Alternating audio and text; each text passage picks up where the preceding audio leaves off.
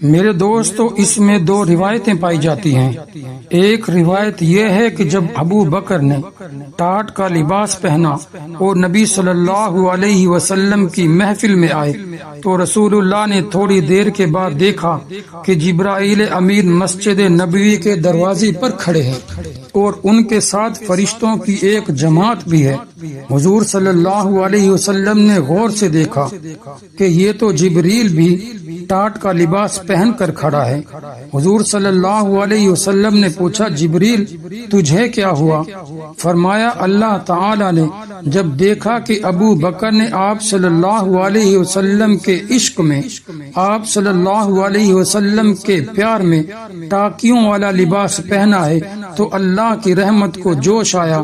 یہ بات میرے دوستوں مشکات شریف میں بھی ہے کہ ابو بکر رسول اللہ صلی اللہ علیہ وسلم کے پاس بیٹھے تھے، اتنے میں جبریل آئے اور جبریل نے آ کر کہا، یا رسول اللہ، اللہ تعالی نے مجھے بھیجا ہے کہ میں جا کر آپ صلی اللہ علیہ وسلم کے ذریعے ابو بکر کو سلام دوں۔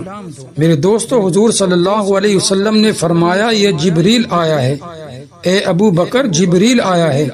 اور جبریل کہتا ہے کہ اللہ تعالیٰ نے ابو بکر کو سلام بھیجا ہے، اور اللہ تعالیٰ پوچھتے ہیں کہ ابو بکر یہ بات تو بتاؤ، اور اللہ تعالیٰ پوچھتے ہیں کہ ابو بکر یہ بات تو بتاؤ کہ کل جب تو نے اپنے نبی صلی اللہ علیہ وسلم کا کلمہ پڑھا تھا تو اس وقت 70,000 درہم کا مالک تھا اور تیرے پاس اتنا پیسہ تھا کہ تو بہت بڑا تاجر تھا، اور آج تجھے کیا ہوا کہ تو ٹاٹ کا لباس پہن کر نبی کریم صلی اللہ علیہ وسلم کی محفل میں آیا ہے؟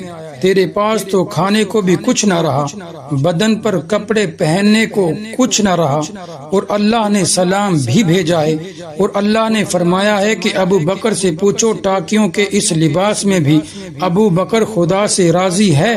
میرے بھائیوں، جب اتنی بات کہی تو ابو بکر کی چیخ نکل گئی، ابو بکر رونے لگ گئے اور رو کر کہا، اے اللہ کے رسول، یہ تو کپڑے کی ٹاکیاں ہیں، میرے جسم کی چمڑی اتر جائے، میرے جسم پر ٹاکیاں لگ جائیں۔ ابو بکر تب بھی خدا سے راضی ہے اور اپنے پیارے پیغمبر صلی اللہ علیہ وسلم سے بھی راضی ہے۔